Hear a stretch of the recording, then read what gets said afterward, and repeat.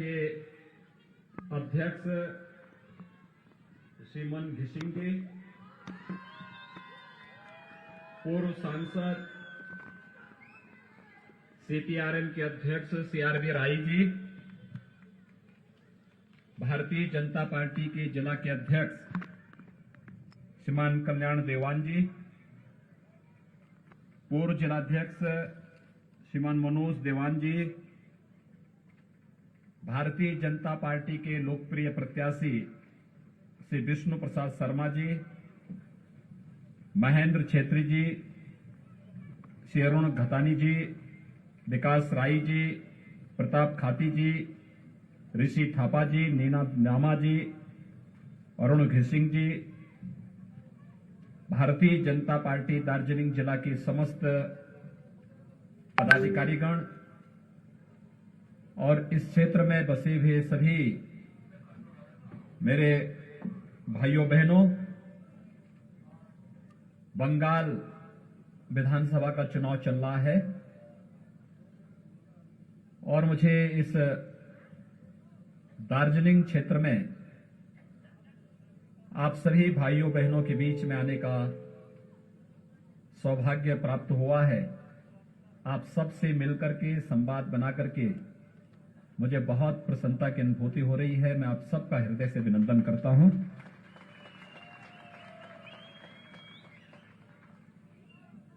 आपके हितों को लेकर के आपके नेताओं ने एक लंबी लड़ाई लड़ी है, लेकिन आपकी भावनाओं के साथ कांग्रेस ने, फिर कम्युनिस्टों ने और पिछले 10 वर्षों से टीएमसी लगातार खिलवाड़ कर रही है।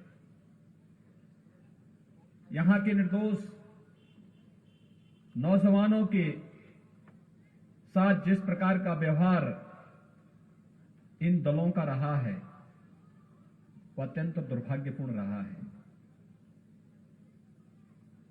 हम सब जानते हैं कि देश के अंदर अनेक समस्याएं थी 2014 के पहले, क्योंकि 2014 के पहले देश के अंदर जिन लोगों ने ज्यादा समय तक शासन किया था उसमें कांग्रेस और उसके सहयोगी दल ज्यादा थे। उन्होंने समस्याएं ज्यादा दी, वे समस्याओं के समाधान पर विश्वास नहीं करते थे। और आपने देखा होगा 14 के बाद मोदी जी के प्रधानमंत्री बनने के बाद उन समस्याओं का एक एक करके समाधान होता हुआ गया। आज देश के अंदर जम्मू कश्मीर देश के अंदर आतंकवाद का सबसे बड़ा मुद्दा बना था, आज जम्मू कश्मीर की समस्या का समाधान हो गया है।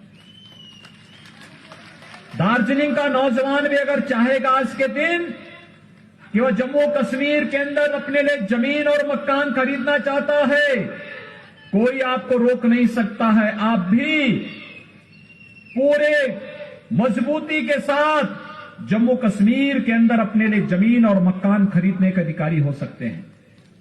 यह अधिकार मोदी जी ने आपको दिया, यह अधिकार लिया था कांग्रेस ने, लेकिन मोदी जी ने वापस यह अधिकार देश के नागरिकों को दिया।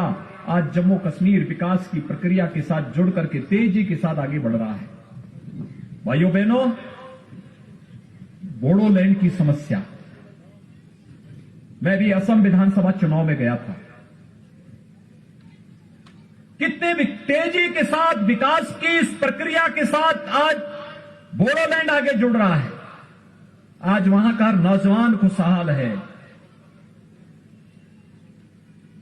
अयोध्या में राम जन्मभूमि पर भगवान राम का भव्य मंदिर बने, 500 वर्षों से हिंदू समुदाय इसके लिए लड़ा था, लेकिन आजादी के बाद भी कांग्रेस इस मुद्दे को उलझाती थी, लड़ाती थी। मोदी जी आए, सभी बाधाओं को दूर किया और आज अयोध्या में भगवान राम की भव्य मंदिर के निर्माण का कार्य भी प्रारंभ हो चुका है। भाइयों बहनों, ऐसे ही बंगाल विधानसभा का चुनाव बंगाल की समस्याओं के समाधान के साथ साथ दार्जिलिंग क्षेत्र में गोरखा समुदाय की समस्याओं के समाधान का भी एक माध्यम बनना चाहिए। और यही अपील करने के लिए आज मैं आपके बीच आया हूं। आखिर क्यों इन दलों ने पहले इस समस्या के समाधान में रुचि नहीं ली? क्योंकि इनके हित जुड़े हुए थे, इनके द्वारा शोषण किया जाता था, विकास के नाम पर आने वाले पैसे में लूट खसोट मची हुई थी, यहां की भरपूर प्राकृतिक संपदा को जिसको आपके पूर्वजों ने संरक्षित किया था उसका वे दोहन करना चाहते थे, और आपके पूर्वजों ने उस लड़ाई को लड़ करके उसका दोहन नहीं करने दिया तो उन पर अत्याचार होना प्रारंभ हुआ था। आज उस समस्या का समाधान करने के लिए ही कि भारत के संविधान के दायरे में रह करके हम यहां की समस्या का समाधान करेंगे, भारतीय जनता पार्टी इस बात का आश्वासन देने के लिए आपके बीच आई है। आपने श्री राजू बिष्ट को यहां से सांसद बनाया, वे यहां से आपकी समस्याओं को देश के सर्वोच्च मंच पर रखते हैं, विकास की योजनाओं को लेकर के यहां पर आ रहे हैं। लेकिन जब भारतीय जनता पार्टी का एमएलए भी यहां से चुनाव जीतेगा, बंगाल के अंदर भारतीय जनता पार्टी की सरकार बनेगी, तो डबल इंजन की सरकार की गति भी कई गुना होती है। ये वैसे ही जैसे उत्तर प्रदेश के अंदर आज है। आज आप उत्तर प्रदेश के अंदर विकास की प्रक्रिया को जोड़ते हुए देख सकते हैं। उत्तर प्रदेश 4 वर्ष पहले उत्तर प्रदेश के बारे में कहा जाता था कि यहां अराजकता है, गुंडागिर्दी है, दंगा होते हैं, पर्व त्योहार शांतिपूर्ण ढंग से नहीं मनाए जा सकते। लेकिन 4 वर्ष के अंदर उत्तर प्रदेश के अंदर एक भी दंगा नहीं हुआ। भाजपा आने के बाद दंगे समाप्त हुए, हर पर्व और त्योहार शांतिपूर्ण ढंग से मनाए जा रहे हैं। कुंभ का आयोजन हम लोगों ने प्रयागराज की धरती पर किया था। गंगा यमुना सरस्वती के त्रिवेणी पर 24 करोड़ से ज्यादा श्रद्धालु वहां पर आए थे। 24 करोड़ से ज्यादा। अयोध्या में भगवान राम के भव्य मंदिर के निर्माण का कार्य प्रारंभ हो चुका है। और आज विकास की किस तेजी के साथ उत्तर प्रदेश आगे बढ़ रहा है, आप अनुमान करिए। उत्तर प्रदेश में 4 वर्ष के अंदर 40 लाख गरीबों को एक एक आवास उपलब्ध हो गया है। 1 करोड़ 38 लाख गरीब परिवारों को निःशुल्क विद्युत के कनेक्शन, 1 करोड़ 57 लाख गरीबों को रसोई गैस के निःशुल्क कनेक्शन, 2 करोड़ 62 लाख गरीब परिवारों को एक एक शौचालय, 6 करोड़ गरीबों को 5 लाख रुपए सालाना आयुष्मान भारत की सुविधा, जिसमें 5 लाख रुपए हर वर्ष उन परिवारों को स्वास्थ्य बीमा के लिए सरकार के द्वारा उपलब्ध कराए जा रहे हैं। 2 करोड़ 42 लाख किसानों को प्रधानमंत्री किसान सम्मान निधि में 6,000 रुपए हर वर्ष उपलब्ध कराए जा रहे हैं। भाइयों बहनों, 14 करोड़ गरीबों को अकेले उत्तर प्रदेश के अंदर मुफ्त में राशन उपलब्ध करवाने का कार्य किया जा रहा है। ये काम गरीब कल्याण के हैं।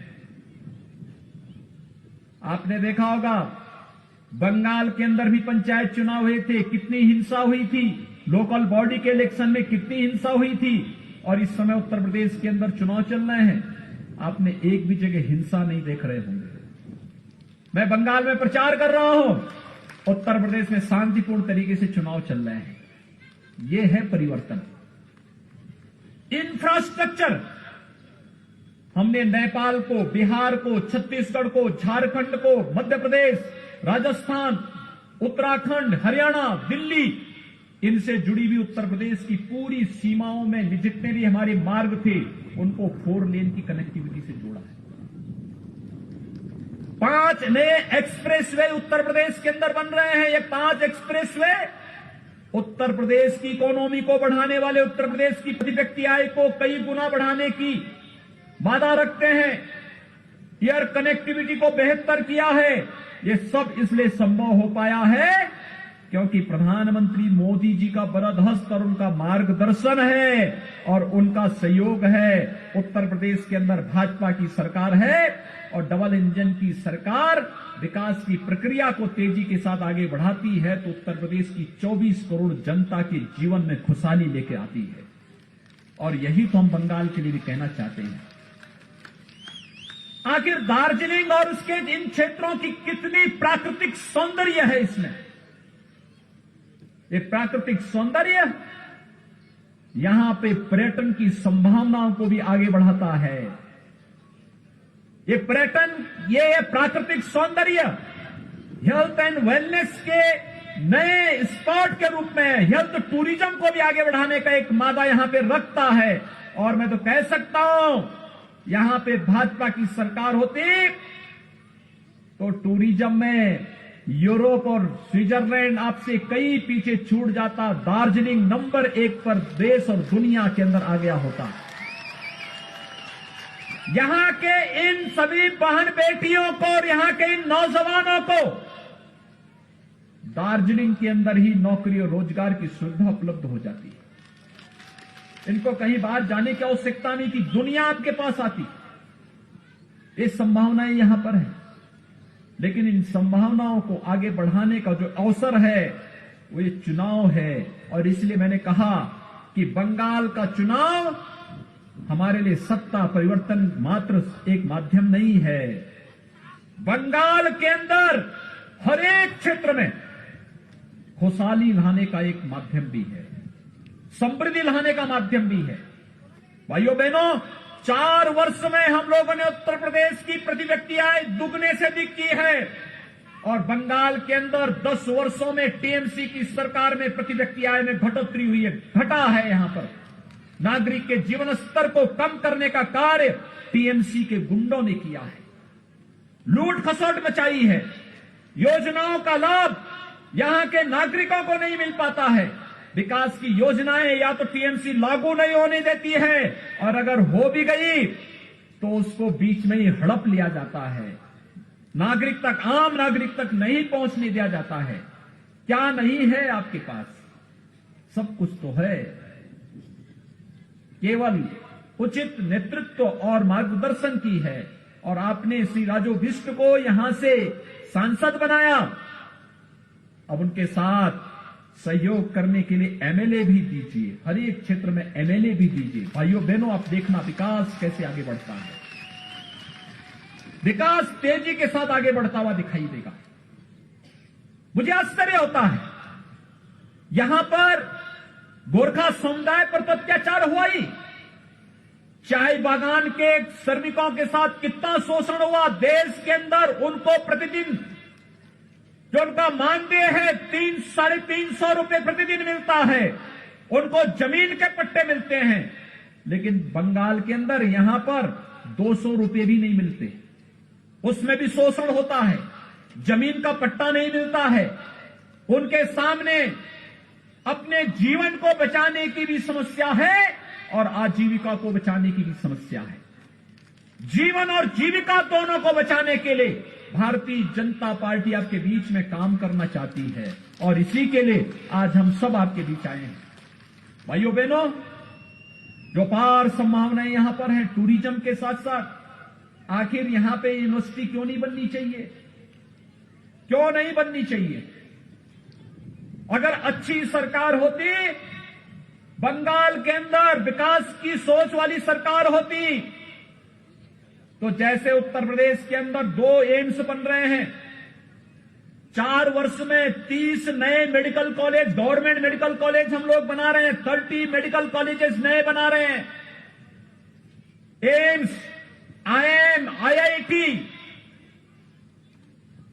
इंफ्रास्ट्रक्चर के लिए नए एयरपोर्ट जैसे उत्तर प्रदेश के अंदर बन रहे हैं, ऐसे ही बंगाल के अंदर रुचि लेने वाली सरकार होती तो उनका लाभ बंगाल के नागरिकों को, दार्जिलिंग के नागरिकों को भी मिला होता। लेकिन दीदी तो हर काम के लिए चिढ़ जाती है, नाराज हो जाती है, इस कदर होती है कि अब तो गरीबों का राशन तो इन्होंने लूटा ही, यहां के जीवन पर तो इन्होंने संकट डाला ही, आजीविका पर भी डकैती डालने का काम किया और आजीविका के साथ साथ आस्था के साथ भी खिलवाड़ किया। यानी दीदी पहले दुर्गा पूजा रोकती है, फिर सरस्वती पूजा रोकती है, और अब तो कहती है कि जय श्री राम बोलोगे तो जेल में डाल देंगे। बंगाल के अंदर अजीब सी स्थिति पैदा करने का प्रयास हो रहा है। बंगाल की धरती तो हमारे लिए बड़ी पवित्र धरती है, आध्यात्मिक गुरुओं को देने वाली धरती है। रामकृष्ण परमहंस, स्वामी विवेकानंद, एक लंबी श्रृंखला चलती है। गुरुदेव रविंद्रनाथ टैगोर, बंकिम चंद्र चट्टोपाध्याय, भारत को राष्ट्रगान और राष्ट्रगीत देने वाली धरती है बंगाल की धरती। लेकिन आज दीदी कहती है कि जय श्री राम बोलोगे तो जेल के अंदर डाल देंगे। मैं ये शब्द सुनना नहीं चाहता। पता नहीं दीदी ऐसे क्यों चिढ़ रही है, लेकिन मैं एक बात को मानता हूं, और भाइयों बहनों मैं आप सबसे भी कहूंगा, अयोध्या में राम जन्मभूमि आंदोलन के साथ हम जुड़े रहे, शुरू से जुड़े रहे। 1949 में जब रामलला का प्रकटीकरण हुआ था, गोरखनाथ मंदिर ने उस आंदोलन को लीड किया था। मेरे पूज्य गुरुदेव और मेरे पूज्य दादा गुरु इस आंदोलन के साथ शुरू से जुड़े रहे हैं, उस आंदोलन को नेतृत्व प्रदान करते थे। और मैंने इस बात को महसूस किया है, जिसने भी राम का विरोध किया, वो चाहे रामायण काल में किया होगा और चाहे आज के इस काल में कर रहे हैं, उसकी दुर्गति तय है। उसकी भलाई नहीं हो पाई, उसका उन्नयन और उसका उत्थान नहीं हो पाया। लेकिन कब टीएमसी के लोगों की समझ में ये बात आएगी? उत्तर प्रदेश के अंदर देख रहे होंगे, जिन लोगों ने राम भक्तों पर गोलियां चलाई थी, जिन लोगों ने भगवान राम का विरोध किया था, आज उनकी क्या दुर्गति हो रही है। लेकिन बंगाल के अंदर भी अगर राम का विरोध करोगे तो बंगाल की जनता और दार्जिलिंग की जनता इसे बर्दाश्त नहीं करेगी। और यही तो यहां पर बंगाल के अंदर जब मैं आ रहा था, अभी यहां पर ये 12 से 15 किलोमीटर इस पहाड़ी रास्ते से आते हुए जब मैं आपके बीच में पहुंचा हूं, जहां भी मैं देखता था माताएं, बहनें, नौजवान, यहां के नागरिक, आम नागरिक तो सड़कों पे था, जैसे ही मुझे देखता था अभिवादन करता था जय श्री राम का। हर ओर से एक ही नारा था, जय श्री राम का। और भाइयों बहनों, हमारे यहां तो राम के बगैर कोई यात्रा होती ही नहीं है। जन्म लेते हैं, बच्चा जन्म लेता है, अखंड रामायण का पाठ हो जाता है। कोई मांगलिक कार्यक्रम होता है, राम के बगैर होता ही नहीं। जन्म से लेकर के मरण तक की पूरी यात्रा राम के बगैर अधूरी है हमारे यहां। लेकिन यहां पर दीदी कहती है राम का नाम नहीं लेने देंगे। मैं दीदी को बताना चाहूंगा, बहुत सारे लोग हुए हैं जिन्होंने राम का विरोध किया, इतिहास में सब गायब हो गए, कोई पूछता ही नहीं। राम भक्तों को सदैव विजय मिली है। और भाइयों बहनों, आज मैं आप सबसे यही अपील करने के लिए आया हूं, हमें सोनार बांग्ला के सपने को साकार करने के लिए कार्य करना है। गोरखा समुदाय की समस्याओं के समाधान के लिए कार्य करना है। हमें इस बात को ध्यान में रखना होगा, भारत के संविधान के दायरे में रह करके भारत के अंदर हर समुदाय की समस्या का समाधान आज की केंद्र में मोदी जी के नेतृत्व की सरकार करने को प्रतिबद्ध है। और भाइयों बहनों, हम सबको मोदी जी के विजन पर कार्य करना है। हम सबको मोदी जी के नेतृत्व में कार्य करना है, उनके विजन के अनुसार आगे बढ़ना है, देश की समस्याओं का समाधान करना है और एक भारत श्रेष्ठ भारत की परिकल्पना को आगे बढ़ाते हुए भारत को दुनिया की एक महाताकत के रूप में स्थापित करना है। और इसी के लिए तो आज हम सब आपके बीच यहां पर आए हैं, इसी के लिए हम लोग आपके बीच आए हैं। विकास तेजी के साथ आगे बढ़ेगा। भारतीय जनता पार्टी को बंगाल के अंदर सरकार बनाने दीजिए। यहां की टीएमसी की गुंडागर्दी का हिसाब कानून के दायरे में रह करके एक एक करके लिया जाएगा। चिंता मत करिए, उससे घबराने की आवश्यकता नहीं, कतई घबराने की आवश्यकता नहीं। आपने लंबी लड़ाई लड़ी, लंबी लड़ाई चल रही है, लेकिन अब लड़ाई का सुखद परिणाम सामने आने की जब स्थिति पैदा होती है तो हमें भी पूरे धैर्य के साथ, पूरी मजबूती के साथ अब आगे बढ़ने की आवश्यकता है। एक सकारात्मक दृष्टिकोण अपना करके हम इस समस्या के समाधान की दिशा में आगे बढ़ेंगे तो अवश्य समाधान का रास्ता निकलेगा। अनेक नौजवान आपने खोए हैं, अनेक आंदोलनकारी जो आपके हितों के लिए काम कर रहे थे, आपने उनको गंवाया है। लेकिन सरकार ने, टीएमसी की सरकार ने, कम्युनिस्टों ने, कांग्रेस ने कभी भी आपके हितों के लिए सकारात्मक रुख नहीं अपनाया। अत्याचार, शोषण और भ्रष्टाचार इन दलों का पर्याय बन गया था। और भाइयों बहनों, आज आपको आश्वस्त करने के लिए आए हैं। भारतीय जनता पार्टी समस्या को उलझाने नहीं, समस्या को सुलझाने में विश्वास करती है। और सुलझाने की दृष्टि से इस चुनाव में भारतीय जनता पार्टी आपके बीच फिर से आई है। आपका सकारात्मक रूप भारतीय जनता पार्टी के प्रति दिखाई दे रहा है, हर एक क्षेत्र में देखने को मिला है। आपने लोकसभा चुनाव में समर्थन किया, विधानसभा चुनाव उसकी अगली कड़ी है। और जो मैंने कहा, जब डबल इंजन की सरकार आएगी, तेजी के साथ एक कार्यक्रम आगे बढ़ेंगे, तेजी के साथ आगे बढ़ेंगे। आज आपने देखा होगा, नई नई दृष्टि कार्यक्रम आगे बढ़ रहे हैं, अलग अलग क्षेत्रों में कार्यक्रम चल रहे हैं। विकास की प्रक्रिया तेजी के साथ आगे बढ़ रही है। देश के अंदर 70 वर्ष लगे,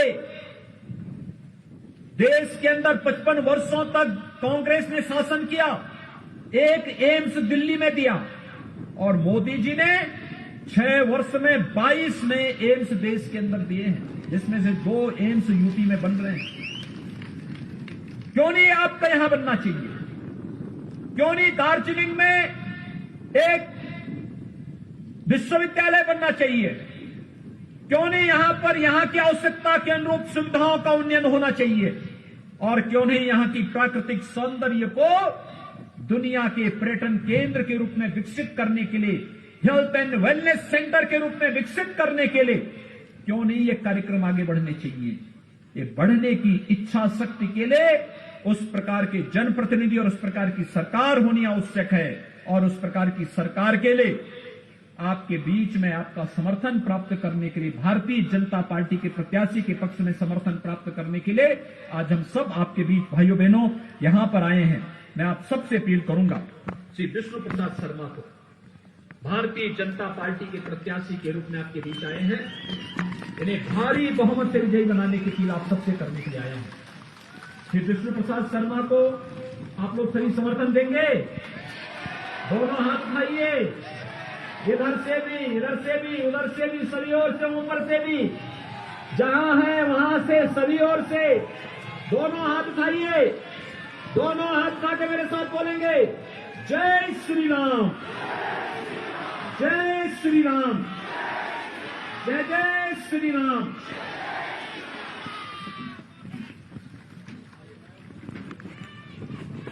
धन्यवाद।